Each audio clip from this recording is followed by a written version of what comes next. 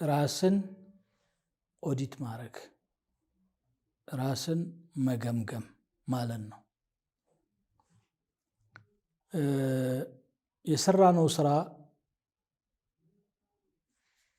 ምን ያህል ጥሩ ነው፣ ምን ያህል መጥፎ አለበት፣ የትኛው ነው የሚበዛው፣ ወደ ተሻለ ሁኔታ ለመሄድ ምንድነው ማድረግ ያለብን የሚል የግምገማ ጊዜ ያስፈልገናል።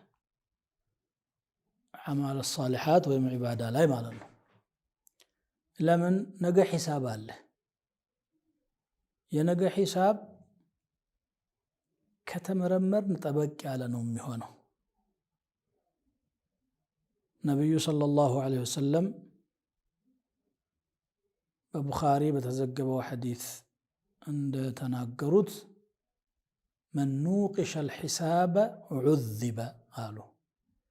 ሒሳብ ላይ ጥብቅ ምርመራ የተደረገበት ሰው ይቀጣል አሉ።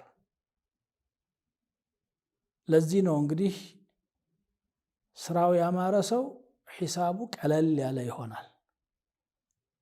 ፈአማ መን ኡትየ ኪታበሁ ቢየሚኒህ ፈሰውፈ ዩሓሰቡ ሒሳበን የሲራን ይላል። ወየንቀሊቡ ኢላ አህሊሂ መስሩራ ኪታቡ